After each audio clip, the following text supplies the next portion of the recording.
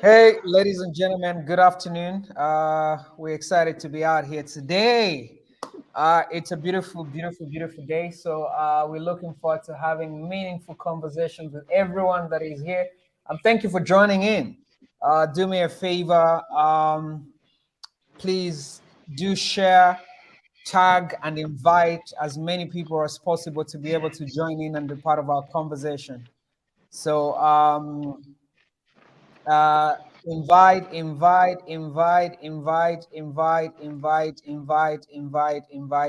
Let's have as many people as possible to be able to be part of our conversation. So share and let's tag as many people as possible to be part of our conversation today. As you're joining in, please feel free to let us know what city, what country, and we want this platform is for Zambians. This platform is not just for special people, it's for every Zambian. So please, your comments are valid. We'll bring them on the screen.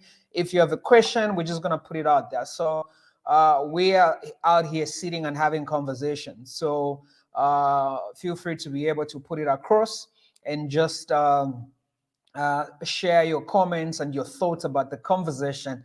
So your comments will be read out and your questions will be read out. So I want you to do the needful as we get started. It's good to have every one of you. Petros is in the house. Agatha Livingstone is in. So Elanji, good to have all of you. We want to see all the people that are joining in. Please let us know what city, what country you are joining in. It's good to have all of you guys been out here today. So it's going to be an amazing, amazing conversation. So Petros, Agatha, Surilanji, we have, is it Winfolds? Welcome. Thank you for joining in. That's in Panama. Awesome. Awesome. So we're having a critical conversation today, and it's a conversation that most people may not be ready for, but it's a necessary conversation to be able to have today. And I believe that each one of us really needs to know, is Minister of Religious Affairs necessary, and our pastors accomplice to the fore of ECL. So that's a great conversation. That's a great conversation. So we're just gonna go straight and start this conversation because we believe all of us have got questions and concerns about this. So we have Rev Water, we have Pastor Chris Greatness, because we have two Chris's. So here it's gonna be interesting. And Pastor Chris Zimba, in the house. So feel free to be able to share. Pastor Robbie, I hope is ready. So and our ladies are not in yet. Where are the ladies? Am I leaving them out? Let me bring our beautiful ladies. Oh, okay. All right. Let me bring the ladies in. Okay, cool. All right, the ladies in. One more lady is missing in our conversation. Uh, I think there's a bit of a feedback. There's a bit of a feedback. Someone out there, so there's a bit of feedback.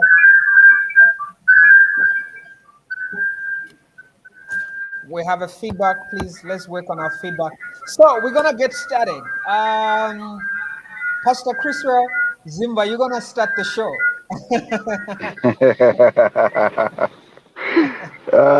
Yeah. So, what's your take on this conversation? Well, good afternoon, Coach Steady, and good afternoon to all the listeners and the viewers on this platform. I have been looking forward to having this conversation for a very long time. And Yeah. yeah, when it comes to the issue of the Ministry of Religious Affairs, uh, I think for me, from the time this ministry was formed, which is a couple of years ago, I had some issues. I had some issues with the formation of this ministry because I felt, I think I want to be very honest and blunt with you. I felt that it was formed out of convenience for certain individuals at that particular time. That's what I feel. Secondly, I believe that there was need to have a wing or an arm within the government which looks at issues of national values, because I think one of the things that we have lacked in a long time as a country is having a national soul or a national psyche. We had it after independence. It is seen in our national anthem and various emblems which were developed thereafter. But along the way, I think we lost our soul as a nation. That there is very little that you can look at and you are able to identify a Zambian by the psyche or the soul that they have. So I believe that there was need for us to have an arm within the government that ensures that we have a set of values that we ascribe to as a nation, and certain philosophies that we ascribe to as a nation. But I don't think it required an entire ministry. Absolutely not. Secondly, from church history, you see that you tend to have a problem when the affairs of the church are governed by politicians. We saw it, I think, when one emperor in church history decided to declare Christianity as a national religion. And when he did that, we ended up with things that were not Christian as such finding their way into the church, to the point that up to this very day, some of those practices are still within the church when they were pagan practices. So I tend to be apprehensive when the government begins to want to control the affairs of the church or the affairs of faith. So at this stage, for me, is the Ministry of Religious Affairs necessary? I do not think so. The second question, pastors, are they accomplices to the fall of ECL? I was thinking about this discussion and I wanted to say some pastors, not all pastors. And speaking for myself, I think again, I'll be very blunt about this. I had issues with the previous regime, and my biggest issue with the previous regime was with the issues of leadership and how we lowered the standard of leadership, that even people without character and values would aspire for political office. That was the biggest issue that I had, and to the point that I went on various platforms and talked about it. I had a program which was running on TV and radio on leadership matters, and the argument in the program was that everything rises and falls on leadership, like John Maxwell says. And if you get the leadership of a country correct, you can get the country in the right trajectory in terms of prosperity and Awesome. other aspects that have to do with the nation. So Awesome. there are some pastors who contributed to the downfall of ECL because they sang praises and they were not courageous enough to speak to him. They wanted brown envelopes. They wanted some pastors, just access to State House is a big achievement. You see it on Facebook. They And put it because on their CV. yeah, exactly, they put it on their CV. And because of that, they contributed to to the downfall of the president. Awesome. Rev, what's your take, Reverend Water? Thank you. Well said, Pastor Chris. Very, very well said. I mean, for me, I think he just took the words out of my mouth. You know, the word. Let's begin with the first word. That word, religious. For me, that's also problematic, because when you look at the word religious, what does that mean? That means, very simply, activities around a particular organization whose aim is to please the deity through procedures, cultures, nuances, rituals, and all sorts of activities. So you find that when we look at something from a religious angle, it can encompass any activity. So this can be Christian, Islam, Hindu, traditional beliefs. That means including witches and witchcraft. It's just that in Zambia we still have archaic laws on witchcraft. But if we really had to strictly study that, witchcraft is a religion. Okay, traditional beliefs are religions as well. So all those would fall under the umbrella of religious affairs. You see the problem. So this thing did not say Christian affairs, it said religious affairs. So that in itself meant it's an all-encompassing umbrella.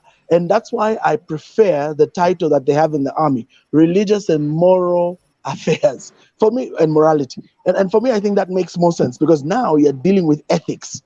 So Yes. the title religious was just messed up from the word go. That's why I really didn't want to comment on it publicly, and I never did. But it didn't add up. And like Pastor Chris said earlier on, it's true. That ministry was set up specifically to appease certain individuals because of the impact those individuals had on Why certain didn't you speak individuals. up? Why didn't you speak up, sir? Why didn't you want to speak up On about the it religious publicly? affairs, okay, I Yes. didn't want to speak about it because on religious affairs, I had respect for Reverend Sumaili. I knew her personally, and But is if that there was correct, no, Rev? Because we know each well, other.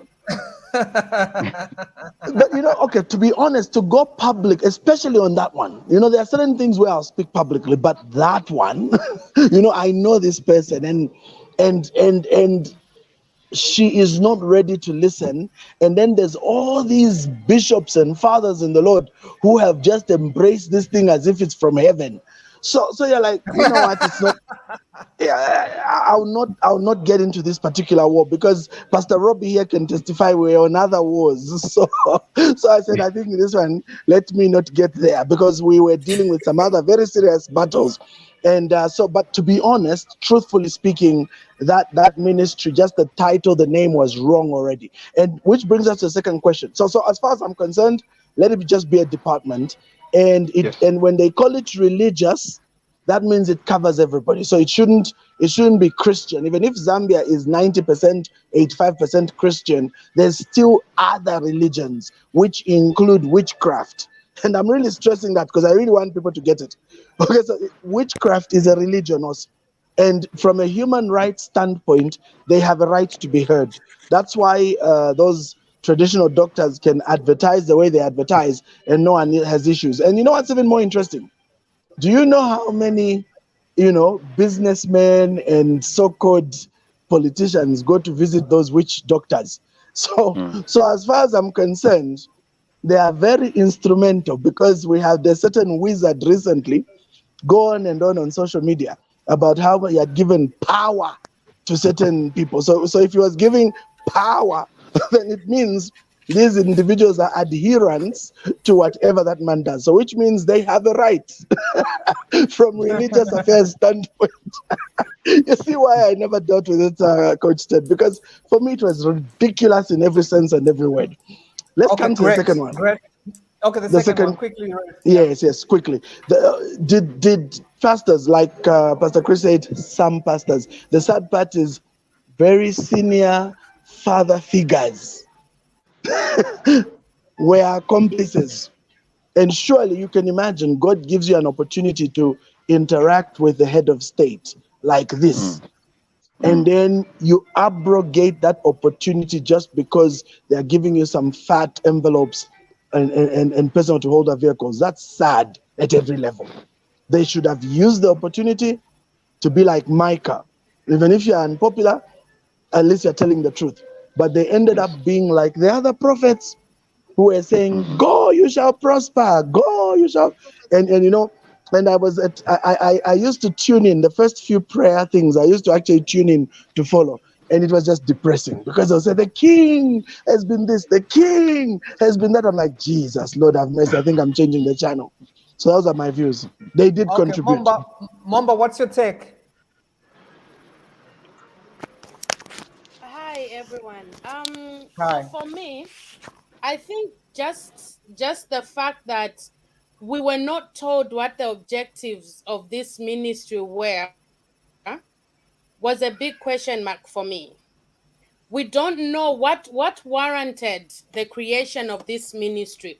What bridge did they see that what gap did they see that needed to be bridged by this Ministry of Religious Affairs? I'm a researcher and I'll always believe in wanting to see some kind of evidence in why you are putting in place certain interventions. So you can't just wake up and say, oh, we need this new intervention that has never been before, and you don't even have evidence to back it up. So for me, it's just created one to blind people.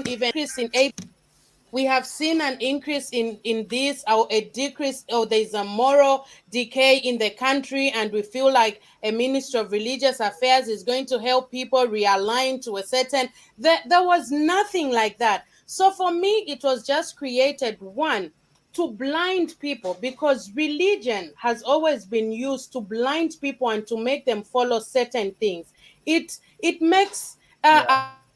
allow me to say this, it makes us stupid in a way. We have seen videos and shows of these pastors making their their congregants drink doom, do this, do that, and they do all sorts of crazy things because it has this religion put all over, written all over it. And I think that this is the same thing that they wanted to bring to the nation, to say let's blindfold them with religion, so that when we say let us pray, they'll close their eyes and we can steal. Let us pray, they'll close their eyes to every manner of corruption going on. When we say let us pray, their eyes will be closed and they're not going to be able to see this. Because as Zambians, we have this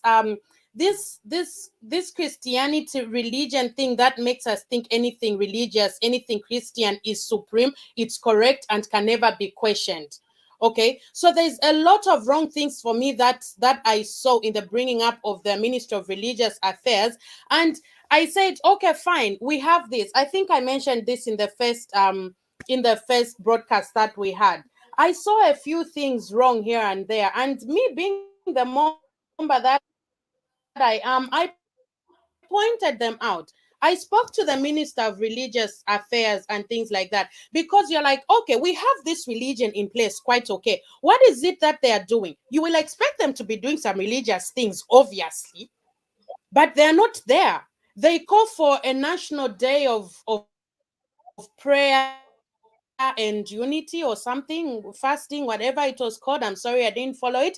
But those of us that did not pray or fast or attend those prayers were demonized. We were called Satanists. They belong to this party. They didn't pray. They didn't fast. They are Satanists. Doesn't the same Bible that should govern this ministry tell you that when you fast, you should not let the whole world know? When you pray, it should not be. But that is the exact opposite that this ministry was doing, to make people see that on a certain day they go to Awesome. pray and fast. So for me, everything from the birth of it to its execution, it was a no. I did not see any value in it. Awesome. So for me, we don't need it. And if the new government is listening, if they feel they need to keep this ministry, can they give us a justification as to why we Awesome. need this ministry? Maybe before I go into details, I'm going to ask each one of us a quick question. And thank you for all of you that are joining in and watching.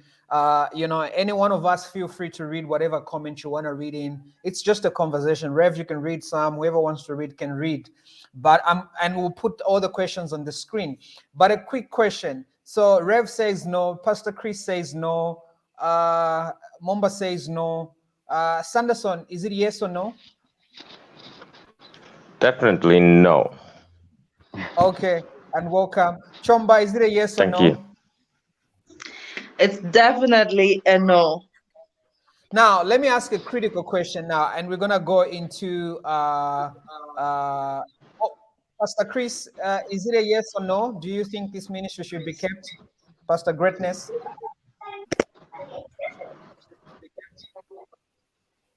Are you there, Pastor Chris? Before I answer, would you give me permission first to counter-react on what they have said? Okay. Yes, sir, go ahead. This is for argument's sake.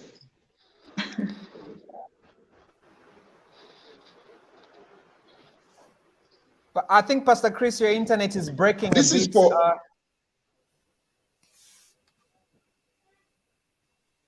Pastor Chris, are you there? Now, I think Pastor Chris, your internet is breaking, so we're gonna get back to you. Now, there's something that we're not taking into consideration. That I know Momba said the new government should state their position. With all the accusation that, and then if you look at all the comments, if you look at all the comments that are coming through, you notice that most of the people are saying it shouldn't be kept. But do you think the new president, with all the accusation that HH has been given, do you think he's the right person to deal with this issue? Because the next thing they're going to say, when HH gets rid of this ministry, he's going to be labeled and tagged. The Satanist. So how do you address that, Chomba? Because already for many years, HH Okay, has been so called names. He's been accused of so many things, you know. And I get it. Yeah, I 100% say this ministry is not necessary because it was just a political gimmick and feed pastors who wanted to eat.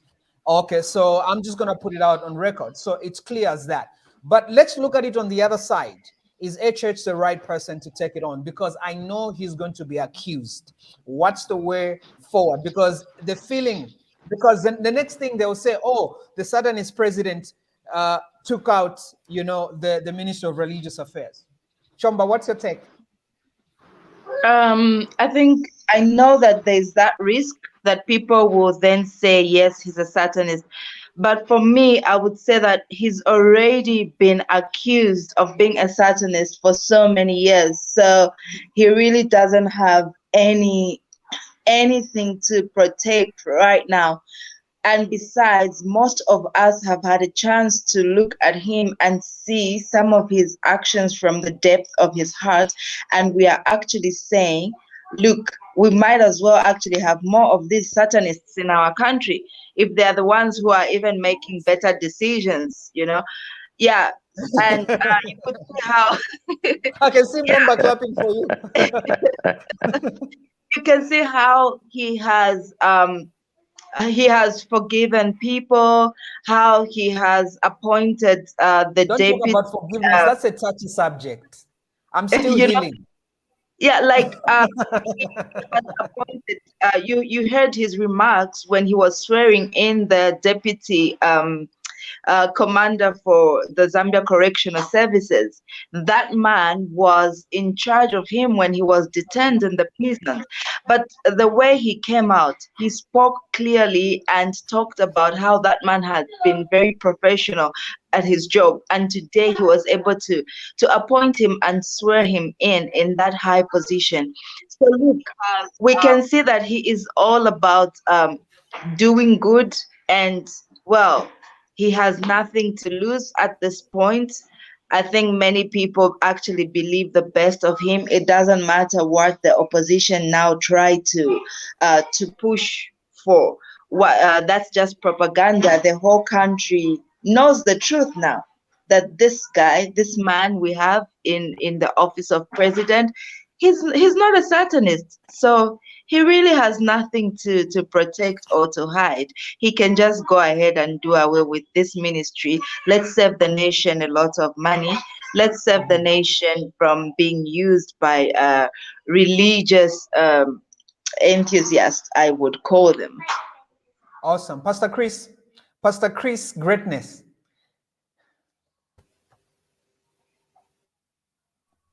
Thank you so very much, Coach. Today is not fair to you. I really don't know why it has misbehaved. It wants me to put me into the category of how the Reverend has been struggling also with the internet. Thank you so very much, Coach, and thank you so very much, Reverend Pastor Chris, the pilot man. Thank you so. I think we are dealing with a very serious matter, and one thing that is very important is to check what has history taught us and what has come out of the history that we have had. There are two things that we are dealing with here. Number one, we are dealing with the building up the leadership that is going to deliver. And in building up the leadership that is going to deliver, we should be also dealing with the cost-effective matter. Are we dealing with something that is going to siphon the government resources or something that is going to contribute to the government resources? So what we are dealing up here is, number one, how does this ministry contribute to the government, first of all, not necessarily to the people before we come there. How does it help them?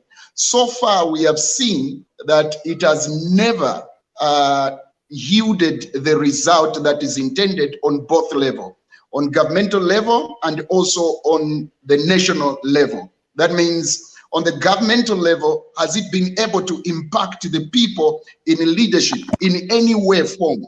I don't think we have heard of that. If that was the case, these 5 years that have passed, we could have heard of transformation that have taken place within the government that have come through this ministry, where even themselves, the leaders, would have said this ministry has helped us to be transformed. I'll give you an example.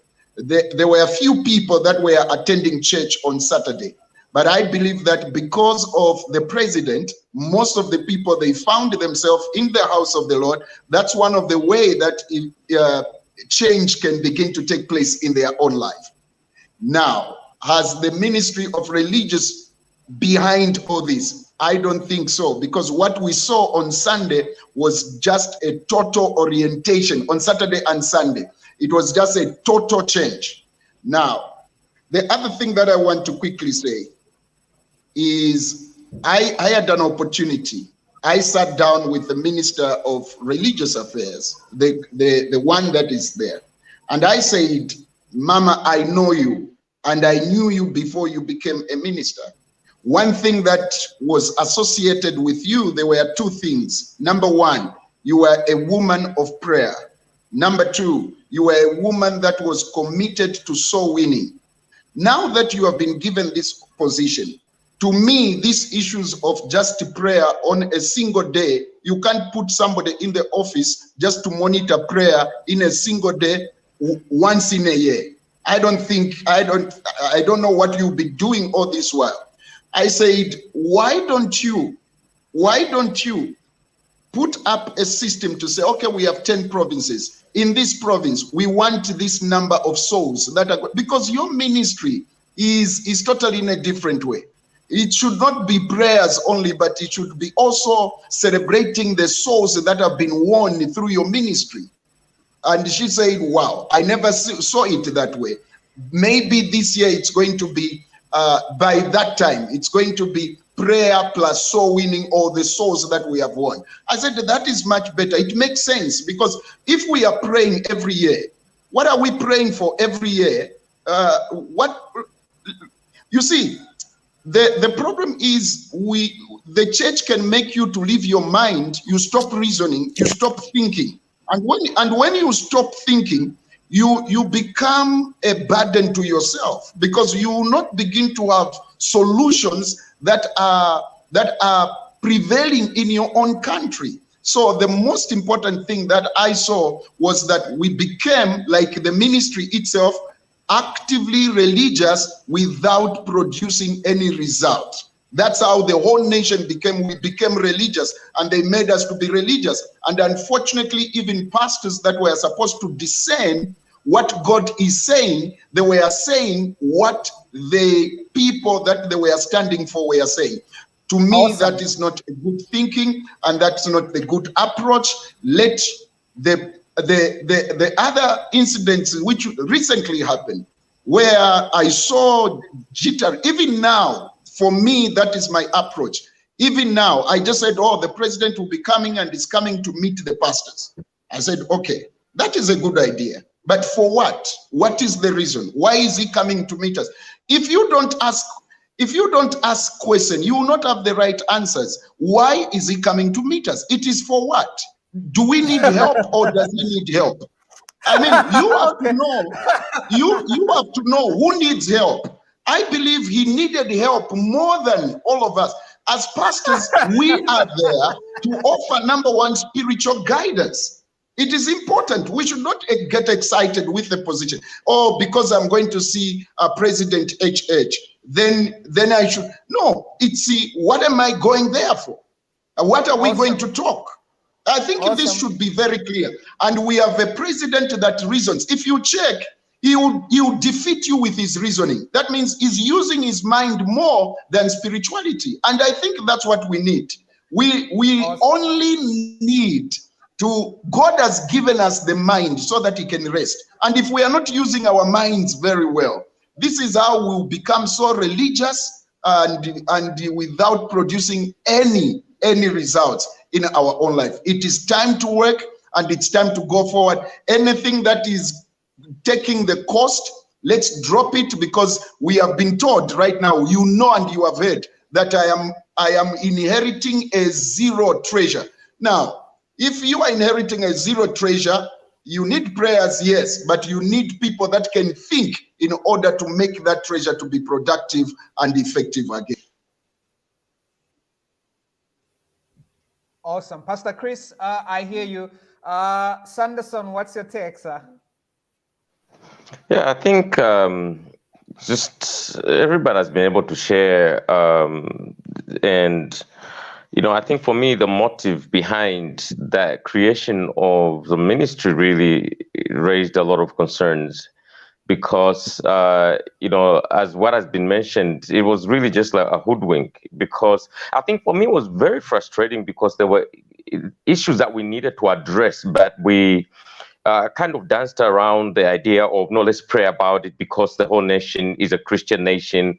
And so we can, on that day, whether you like it or not, you just have to be able to engage in prayer. And yet there was so much that was going on that we were not addressing. I, for one, had a one-on-one, not one-on-one with the minister herself, but I went to that office because I work with youths. So I went there. There's aspects of national guidance. There's aspects of values. Now, how, and I sat with the people there, and I came out of that meeting. One of the men, I can't mention names, said, look, I think from what you're sharing, you need to help us in terms of talking about national values and aspect relating to young people, because to be honest, we don't know what we are doing. This was said to me. They said they had gotten a template from Kenya that they were trying to use and see what Kenya was using. And, it was not working. And they said, look, let me be so open and forthcoming. It's not working. But when I look at some of the portfolio functions, regarding affairs, regarding interdenominational dialogue, regarding national guidance, regarding national values, principles, and ethics, I think these are things that can be taught in the schools. I mean, how does that translate to have a ministry that is going to be able to teach us on values if we are not embracing these values in our own homes, if we're not embracing these values and disseminating these values in our schools? It's not going to happen top down, but it happens bottom up. It happens, it's something that I think is a grassroots thing that can be accomplished, not via a ministry, but really, for me, through education, through our schools. If we're going to talk about values, if we're going to talk about principles. Now, this was introduced, but what principles are they that they are bringing to us as a nation? What values, and how are they going to do that? So I think it was very sketchy for me, because the things that are supposedly supposed to have been done through this ministry are things that can be done not needing a ministry per se. But I think it was just really the motive and the intention behind was just so wrong. I think for me, it was really degrading as a Zambian, because it's like, oh no, we'll play this religious overtone, and so it's okay, we'll get away with this, And we saw exactly what is being said.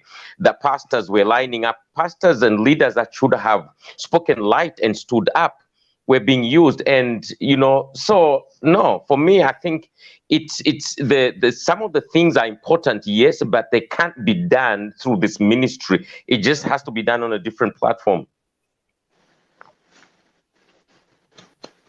Awesome. So let's be quick, because we're going to be winding up in a short space of time. Momba, you had something to say, and then Reverend Water, and then Pastor Chris Zimba. Okay. So for me to answer your question, really, on how are people going to label him after calling him a Satanist, and is he the right person to put this down?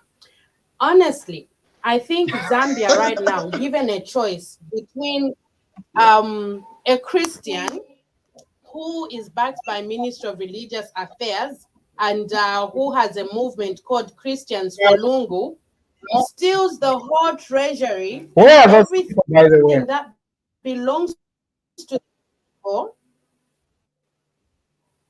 and you have, on the other hand, a Satanist who wants to grow your economy. I'm even going to cheat and vote for the Satanist 6 times. Because what is in your religion that is showing us your love for the people? You are religious and you are stealing from the people you're supposed to be leading. You are religious, and every time you open your mouth, you are threatening people and telling them you will break their bones, you will arrest them, you will this, you are that. You are a Christian who does not have any leadership at all.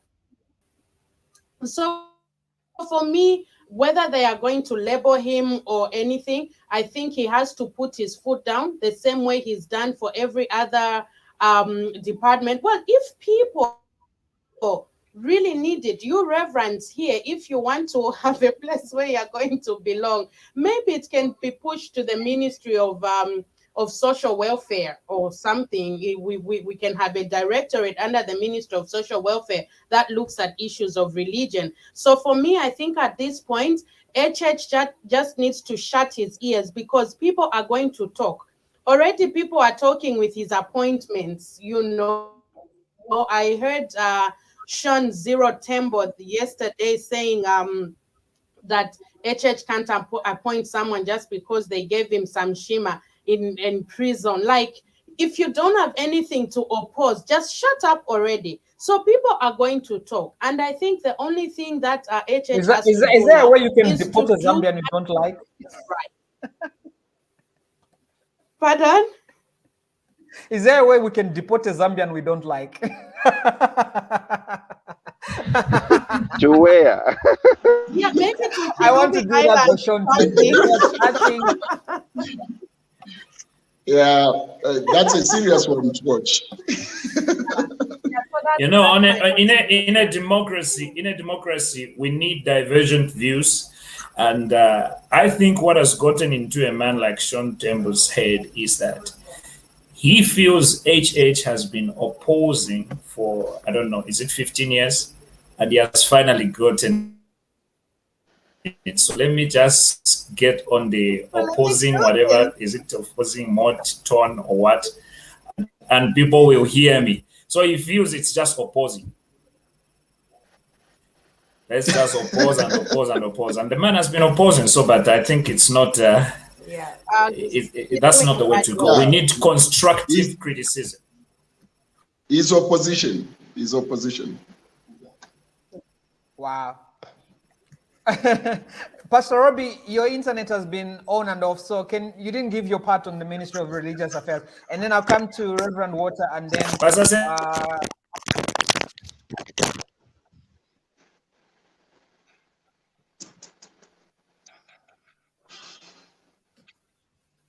we could have lost Rev, him. can you hear us? Maybe we've lost him. I can hear, but I think Pastor Robbie is lost again. You know how the internet so Rev, can you can misbehave. go on. Rev, you Okay, can go no, on.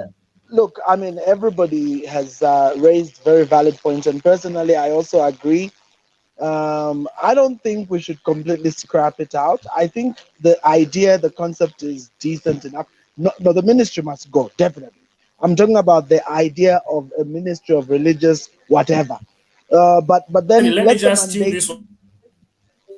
Oh, anyway, it's on and off. So the Ministry of Religious Affairs and Moral whatever can be, properly defined. And then I think somebody mentioned and said we needed a proper assessment, a cost-benefit analysis. And then we have to ask ourselves, what are the KPIs and can they really work? And would this be beneficial? And what's the long-term benefit? And like my sister Momba said there, could this actually fall under a directorate within, social welfare? Or could this just be completely like, I don't know if it was Pastor Chris Greatness or Sanderson, could this be actually just completely pushed into education and taught as one of the tenets within civic education? I mean, there's so many ways to look at it, but definitely having an entire ministry is a no-no. And let me also quickly differ with my sister on the issue of Saturnist. The problem with this country, and I've already seen the comments even on Facebook. The challenge we had in this country is that we had really religious people, and they were so bad, especially our fathers. They were so bad that they injured everybody. They really injured everybody. In fact, me, as far as I'm concerned, Coach Ted, if these people are men enough, if they are men enough, Because me, I'd do it happily, happily. Me, I've got no issue coming in the public and saying, Rane, I was off mark, I stand corrected, I'm sorry.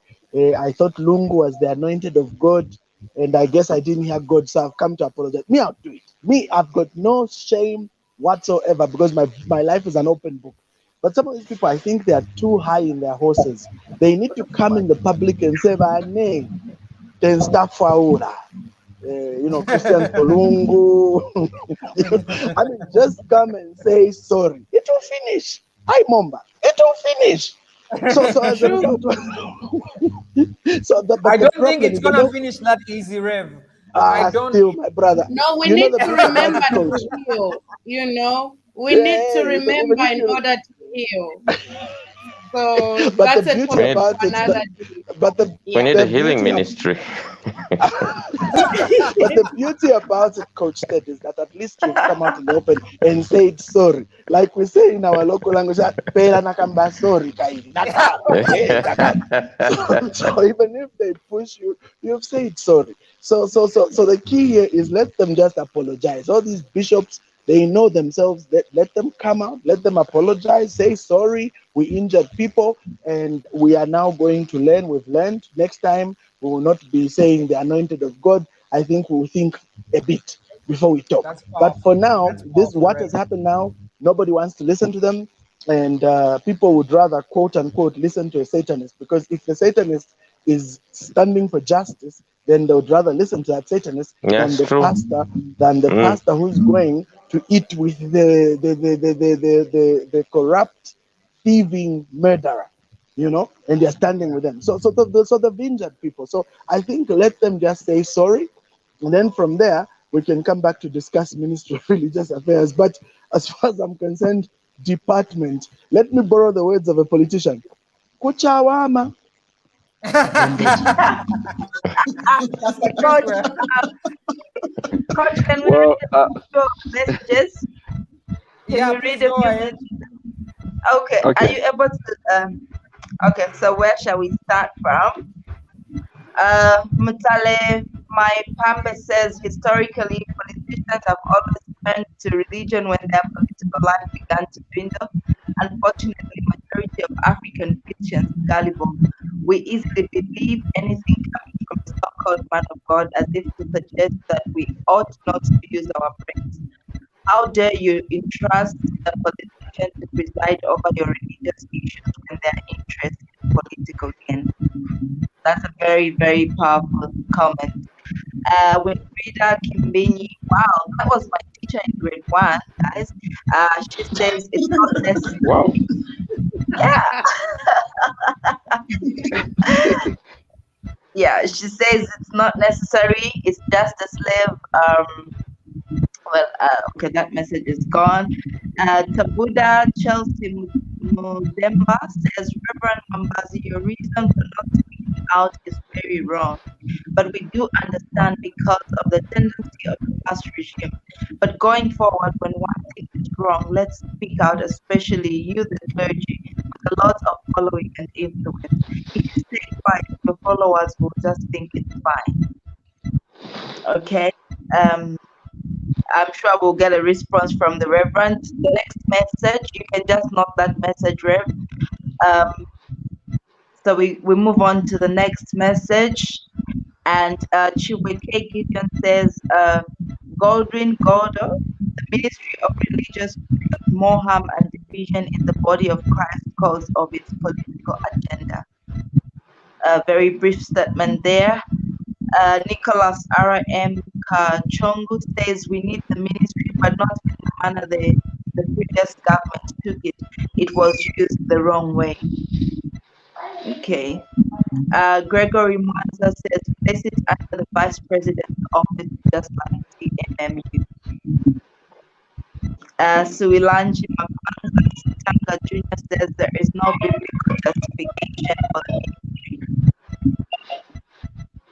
And we move on to the next message. Meanwhile, if you're following this broadcast, please share and tag and invite people to the broadcast so we can have more people participate in this conversation. Probably we can return back to the messages. Meanwhile, Pastor Robbie hasn't said anything. yes, let's go ahead, Pastor.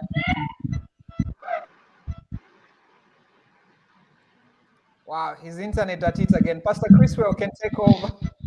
Okay, thank you very much. I think an interesting conversation going on here. As everyone has been making contributions, I think I remember the quote I read somewhere that a nation that does not know how to read and write is very easy to deceive. And you saw how the previous regime used the religious or the church trump card to woodwink the masses. And for me, that was an indication of how undiscipled the Zambian church is. Because if the majority of the people were discipled and grounded in the word, we would have known and not tolerated even things such as a song which says, "Nireso wasa, niresori." When did God choose? But we saw even believers agreeing with that statement. I had problems with it, and I maybe against pastoral ethics, I think I stood in church and said, it is not God who goes to the booth. It is you who will go to the booth. So do not buy into the song that says, so going forward, that everything that has happened around the Ministry of Religious Affairs, around the political circles, as far as the church is concerned, for me, it is just an indication that the church in Zambia needs to broaden the base of mature believers who can distinguish right from wrong, but also who have the boldness to stand up and call out a wrong when it is done, and not babies who will be swept by every wind of doctrine, like Paul says, but also having people in leadership positions in the church who cannot discern between right and wrong. I think it's really an indication of where the church is in Zambia right now. We need to disciple people, we need to grow people, and the people in leadership positions must come to that level where we are able to distinguish between right and wrong. But not only that, but also to, like Momba said, I hear Momba's cry deeply when she talks about the Satanist, and like Rev Water has said, that when the people who are supposed to be Christians are not exhibiting the Christian character, then people will applaud for even the person that the people call is a Satanist. Not that I think our head of state. I think there was a misrepresentation. It was a propaganda and everything else. But here's the point I'm trying to make here. We as Christians, for me speaking as someone from the church, need to grow to a level where when we attend these meetings, our road doesn't end by opening in prayer and closing in prayer only. No. We must be relevant when we attend these meetings and when we are asked questions, and not just say the economy is in the hands of God. Yes, we know it's in the hands of God, but what are we going to do about it? So yeah, that's my submission. No, Pastor Chris, Chris, I just want to add there, I watched a meeting, a thing from the Taliban in Afghanistan. And when they got to the section of the weather, I thought it was a joke. It wasn't a joke. When they got to the section of the weather, then the Taliban newsreader guy says, the weather tomorrow is in Allah's hands. End of the weather report. Wow. Wow. Pastor Robbie, are you on?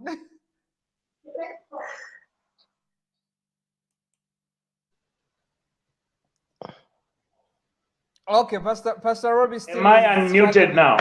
I'm okay now. Yes, sir. Can you hear me now? Yes, we can hear you. All right. I don't know where to say, but my thing is, I would love to generally speak that you see the principle of separation of church and state in Zambia has been greatly undermined, and it's shrouded in a lot of misunderstanding. The separation of state and church did not begin with theologians. It began with God. Right from Genesis 8, you see God's dealing with nations is very different when he's dealing with his covenant people. And every time the Ministry of Religious Affairs was designed to bridge the gap. I don't know if I'm still on. Pastor Steady, am I still on? Yes, you are. Am I still on, Pastor Steady? Yes, you are. You're good. Okay. Yeah, the Ministry of Religious Affairs. Thank you. The Ministry of Religious Affairs was kind of a design to try to bridge the gap between God's dealing with nations and God's dealing with the church in the nation. And that bridge, they say, cannot be it cannot be built in a manner controlled by the same state. No. This is why we have wings like we have the independent, these mother bodies. These are the guys who are better placed to deal with these matters, so to say, because they don't directly control the church, they don't directly control the churches, they don't directly control the government doesn't directly control them. The issue of the religious affairs ministry was about control, nothing else. It wasn't about establishing a higher level of Christianity or morality in the nation. It was just about control. And this is why the person who is placed there must be one who can be manipulated, intimidated, and controlled. It was all political. What is the link between the Ministry of Religious Affairs and the church mother bodies? What is the link? How do you separate their functions? So it doesn't really speak into what the nation needs, especially for believers, what politicians need. We as a people, we have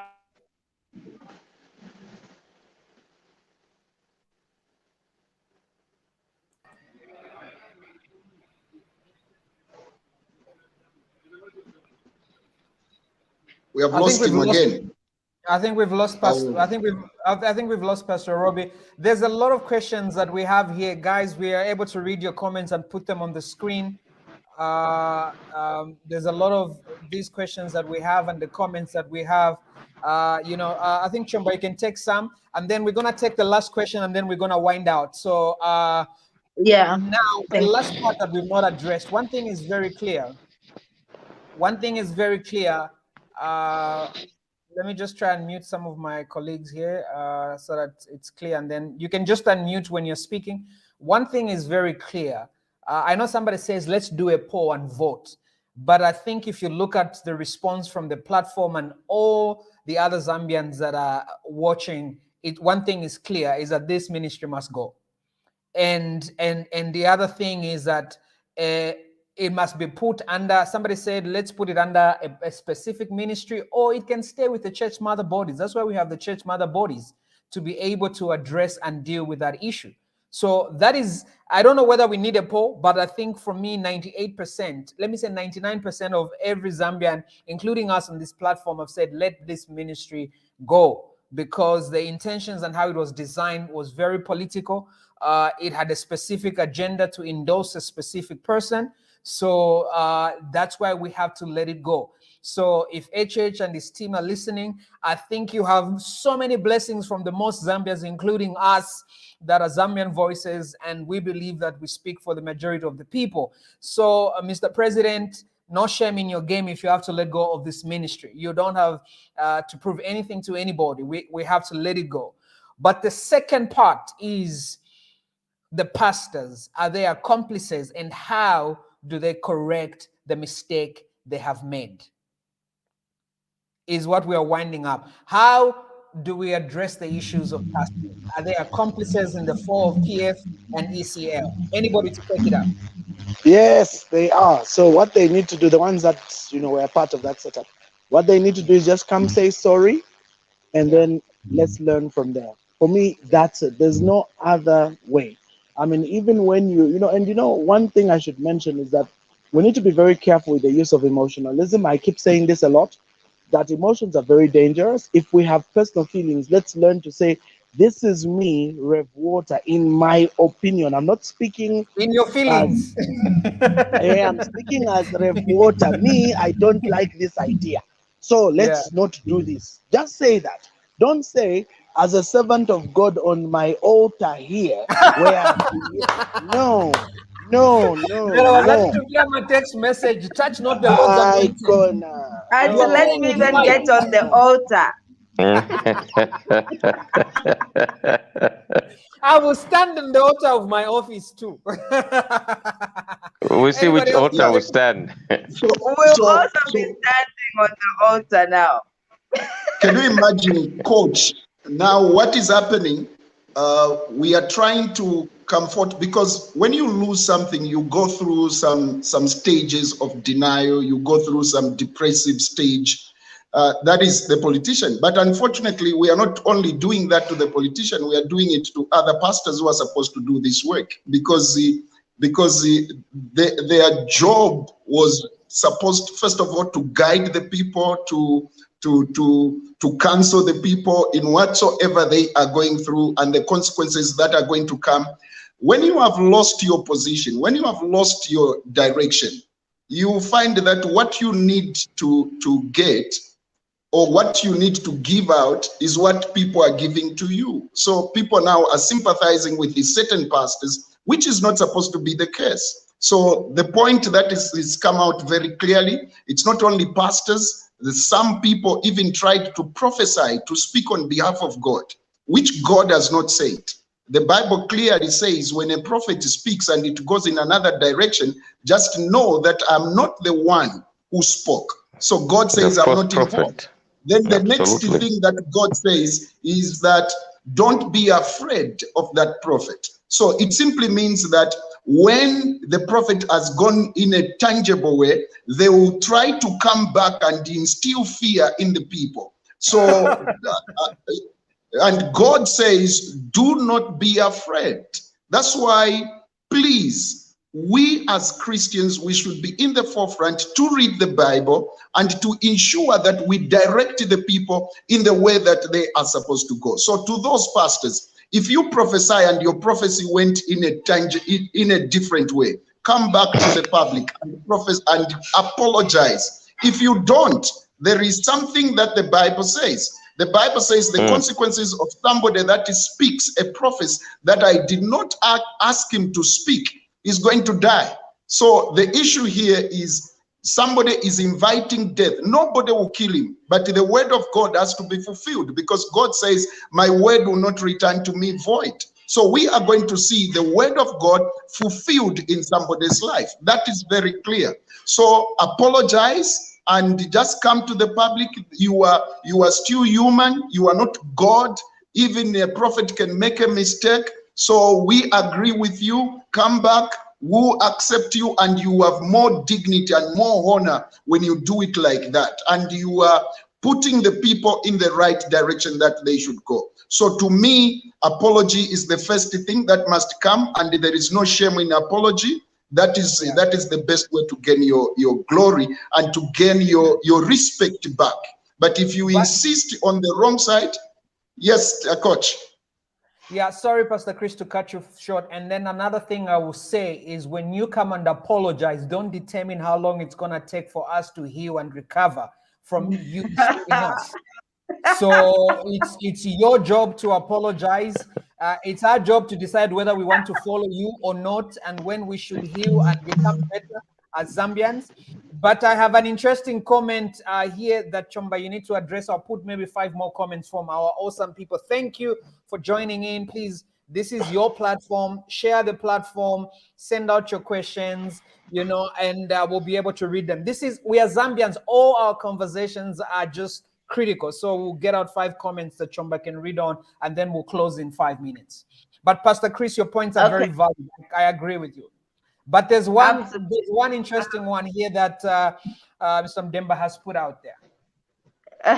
Yeah, so he says, but the ministry is not a Christian ministry. That's Tabuda Chelsea Mudemba, but it is a religious affairs ministry.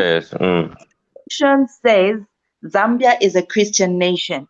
meaning we don't need a minister in parliament to help enact laws aligned with Christianity. The Constitution guides. That ministry is just a way of milking government coffers and a way of controlling the body of Christ, which is the church. Let politicians concentrate on politics and the clergy on the church. Okay, Wow. so yeah, that's a very profound comment there. James Nyemba says you can't go to prayers for the nation and start worshiping a person, not bring emotions and start having Christians for a politician. We only have Christians for God. Let those pastors come in public and apologize. Yeah, This one very is deep. interesting.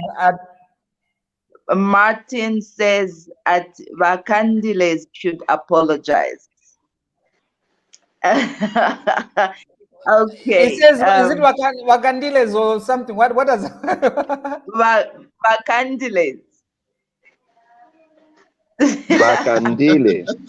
Wakandile? I think that's what it Yes, meant. it's Vakandile. As in which language? That sounds like Bemba Chomba. You're not Bemba. Are you That's Bemba? Bemba. Vakandile.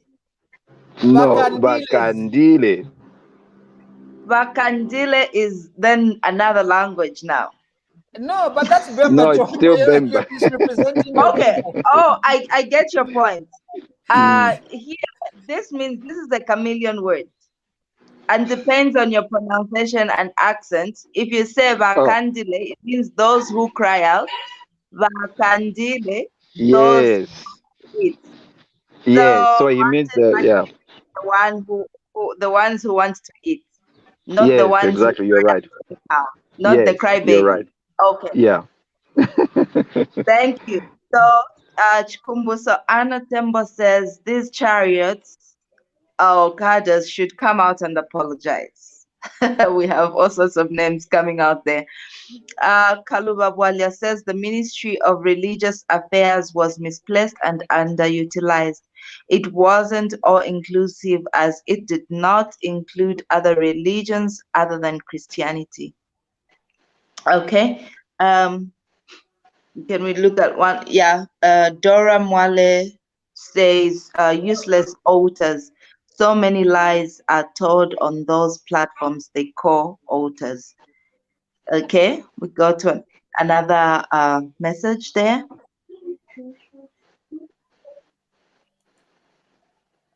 Marvin Muya says it's good to see guys expressing yourselves freely. You were fearing for your lives under PF government.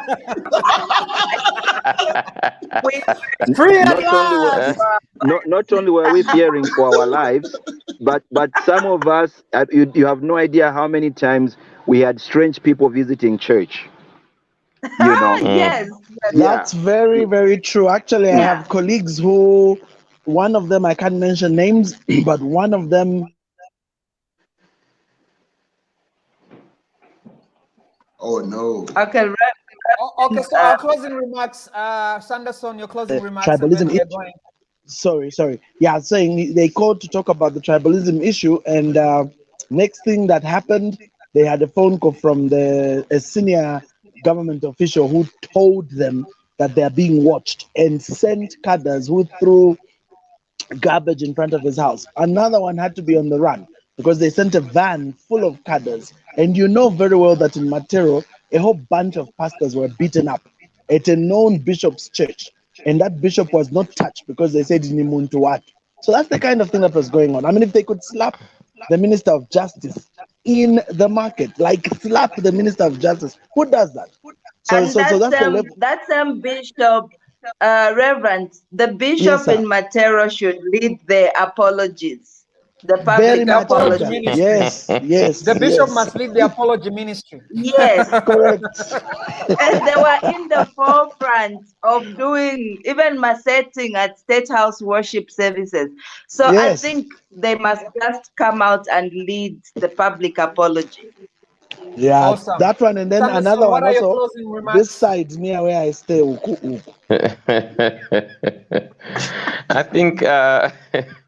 I think yeah, we need to rebuild, and I think things that are working we must be able to encourage.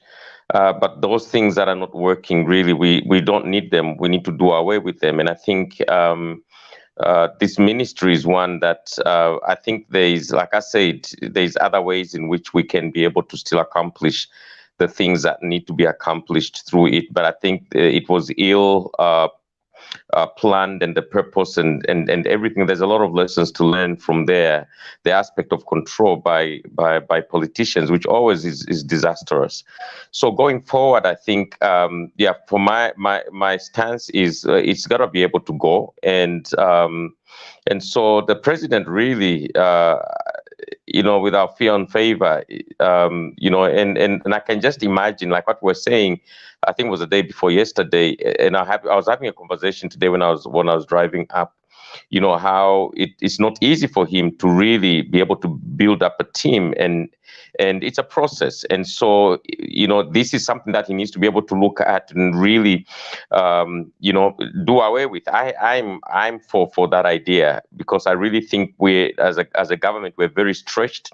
There's a lot of ministries that are irrelevant and can really be swallowed up under another ministry. So as we move forward to rebuild, really the leaders that have been at the head of this, they need to apologize. But I really don't know if they're ready to be able to apologize, because that's a trend that we have seen before, where somebody does wrong and they will just not apologize. But I think it is something that is important to be able to come up, because we're setting a precedent for the next generation to be able to say, hey guys, you know what, we blew it here and we missed it, and so let's see how we're able to build up. I think that is important. And if the leaders are listening, the pastors, it is critical, that they make things right.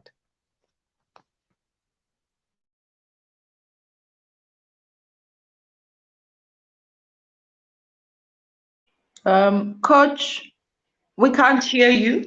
Muted myself. Sorry, I muted myself. Pastor Chris, greatness, your closing remarks, sir.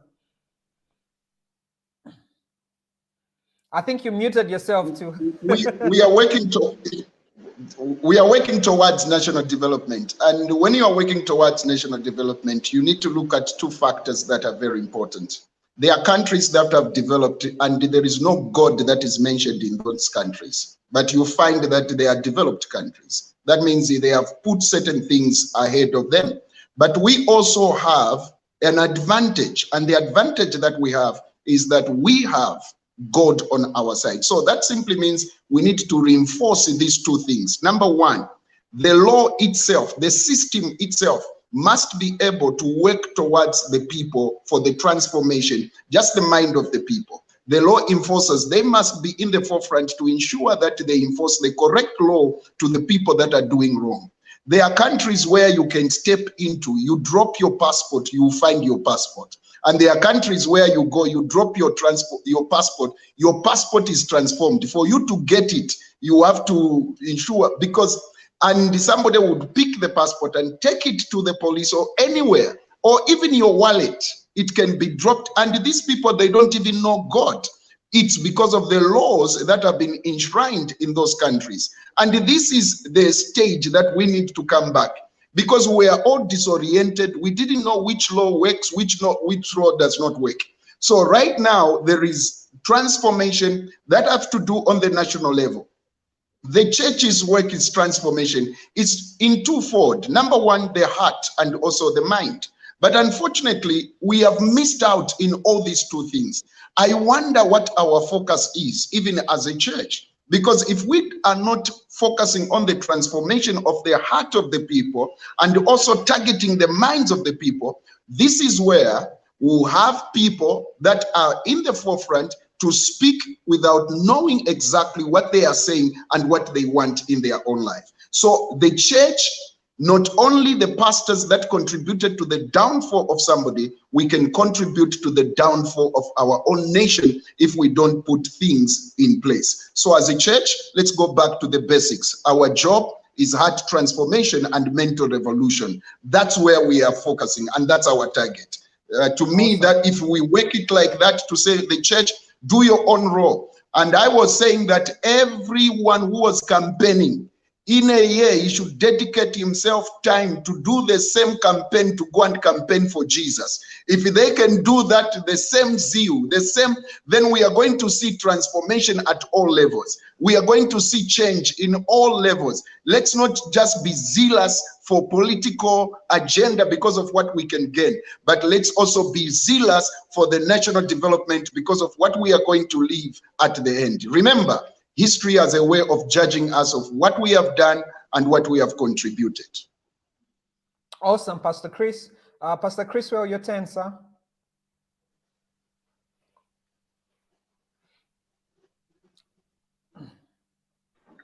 We muted. Can't hear you.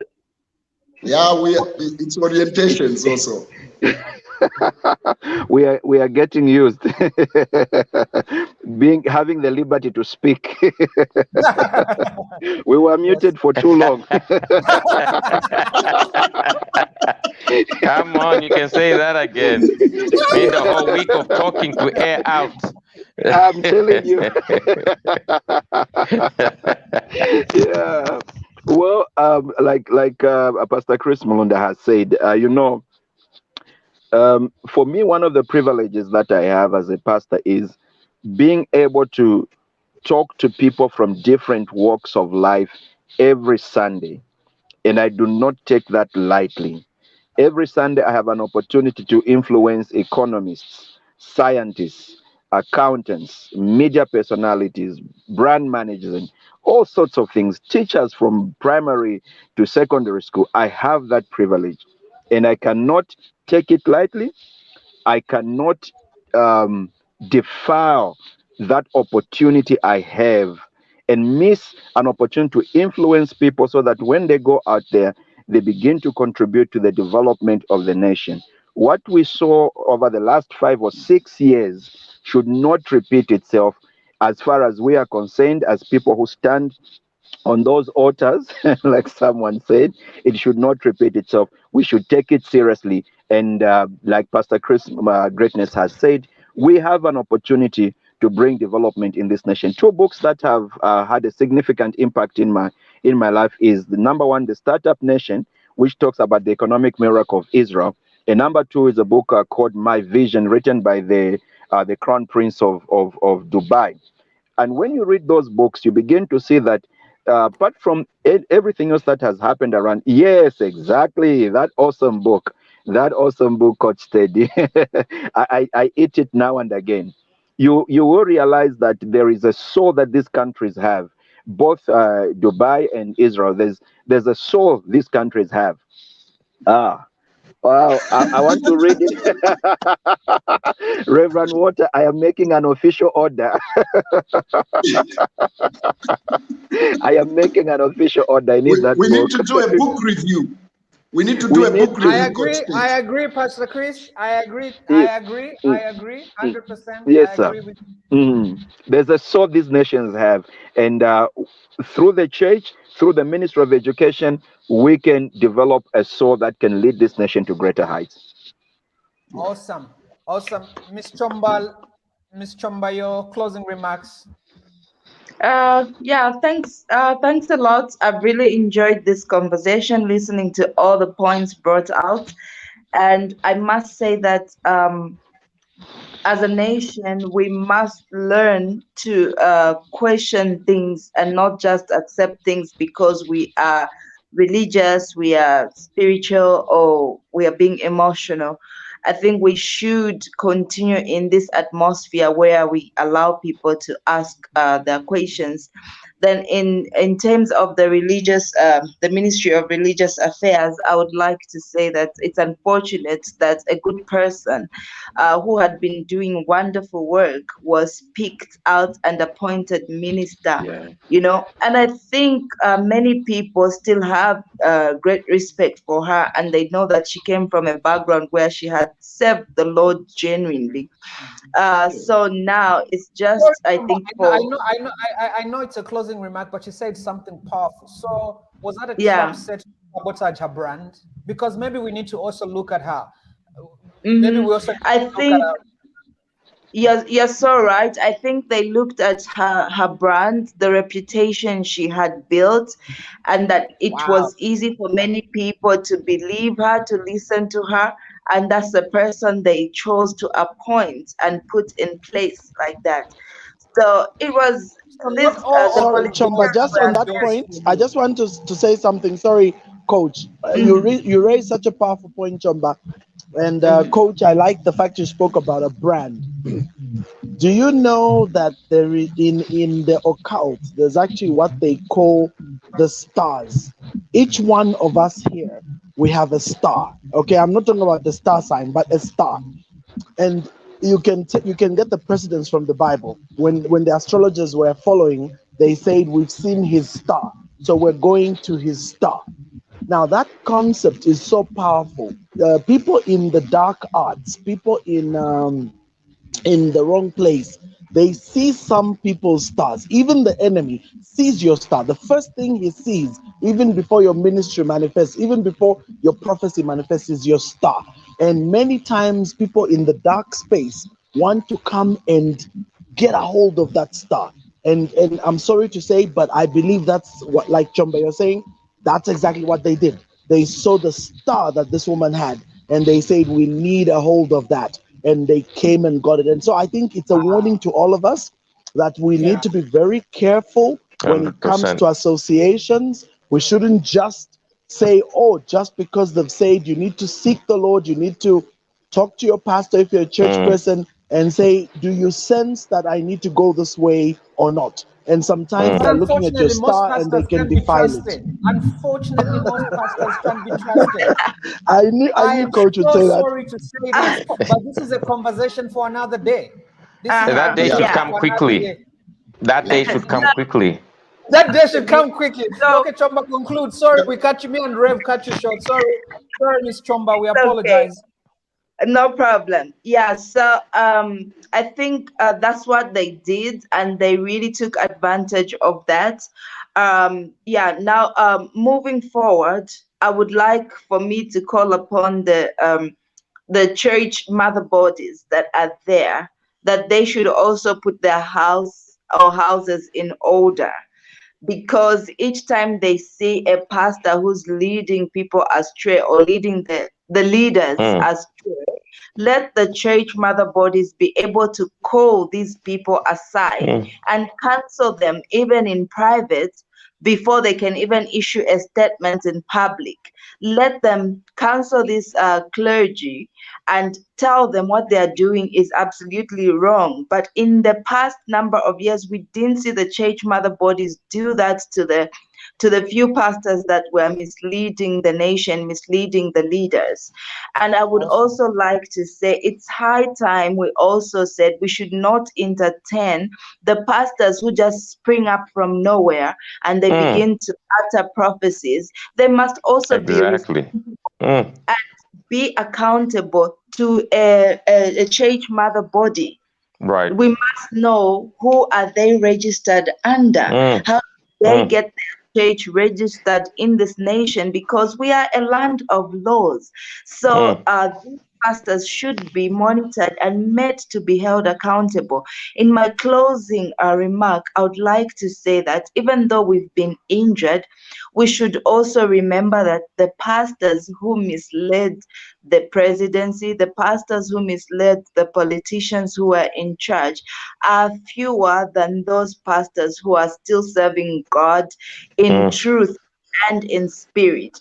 But they That's So won't right. we speak must up like know Reverend that, Water Mambas. yeah, so we must know that there are still men and women of God who are Thank you. still Thank you grateful, so. who are still good character. And Mm, we, course, I know, like the Bemba saying says, "Ngawasheto ulubalala," like you chew one rotten groundnut, you tend to spit all of them out. So I think we must also guard our hearts at this point and not spit all the clergy out, because there's still some of those who are still true before the Lord. They are still standing in good character and they're worshiping God truly with their hearts. So let us just separate those few who had hijacked the nation and perhaps we can call to the church mother bodies to approach these few pastors who had led the nation, to sit down with them and try to set the record straight. Awesome. Rev, your closing remarks, sir. I'm very grateful to every one of the pastors, Pastor Chris Greater Mulunda, and Pastor Chris Zimba, Pastor Robbie, who unfortunately his network was so bad, Sanderson, my dear beloved brother, Chomba, and of course Momba. I really am grateful to every one of you. Coach Ted, very good topics. We need to do more of these. You see, the afternoon for me works perfectly. Evenings are a nightmare. I'll end up being like Pastor what's his name, Robbie, because you keep being kicked out of the meetings. But either way, this is a good topic. And bottom line, my conclusion is that we really need to define the mandates of this ministry as well, and figure if they cannot sit under some kind of department, because like Chomba put it in the end there, that was purely manipulation. And we know, I mean, I'm a big advocate of this. I always say that religion is a tool for mind control, because I believe most of us on this platform, we are spiritual. In fact, everybody, I know every one of you here, I can vouch and say you're spiritual people. So we are not in this religious thing. And personally, I actually hate religion with a passion, because I've seen what religion can do. Doesn't matter whether it's Christian, whether it's Muslim, same thing, same ugliness, because it has nothing to do with God. Jesus did not come to bring religion. He came to bring liberation. Religion binds people. And so that's why I'm not so keen about anything to do with religion. When you just see religion, garb, and rituals and procedures, for me, once that just comes in there, I just know, chapwa, the spirit is gone. That's just now traditions of men. And I think we ought to be very careful. And I think it was Pastor either Chriswell, most likely Pastor Chriswell, when you said, beware when the state and the church are merged. That is dangerous. It's so dangerous. You do not want to merge church and state. Let prophets, let pastors have authority to speak to the king or whatever, and speak with a voice. Not this business where they get you and then they put you on a corner there, give you a Prado and give you some money every month. I mean, that's it. You're muzzled. You're not going to be able to speak. So I think let's be bold and do it as we ought to. And by God's grace, may He sustain everyone in this group, because the enemy is not playing around, eh? So the higher you get lifted, the more they'll be going after your star. So we really need the grace of God. That's my word, Coach. Awesome. So thank you so much to every one of you. You don't know what this means for me and most Zambians out here. And every one of you, we've had amazing audience that have joined in today. Please follow our page, and please feel free to inbox. This is not our platform, it's your platform. So if you have any conversations you want us to cover, if you have any questions, send us an inbox, send us an email. We'll be able to address them. And I know each one of us here is busy, but we'll go an extra mile to be able to create the time to have conversations that you need to have and to be able to deal with. So to every one of you, please, we have a YouTube channel. This thing is streaming on Facebook right now and on YouTube at the same time. So let's maximize these platforms. Let's have conversations.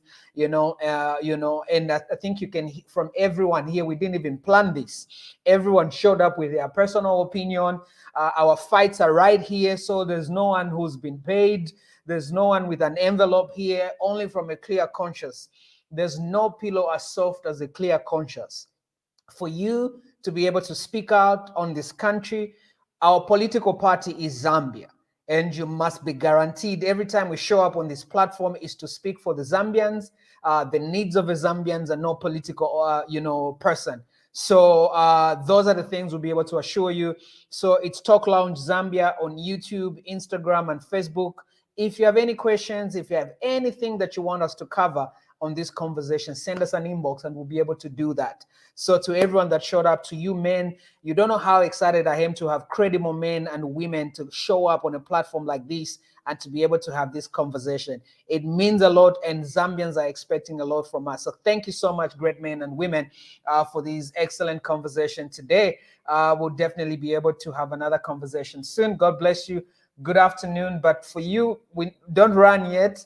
when the broadcast ends, we need to have 2 minutes of conversation. So for everyone, Facebook and YouTube, bye-bye. We'll see you soon.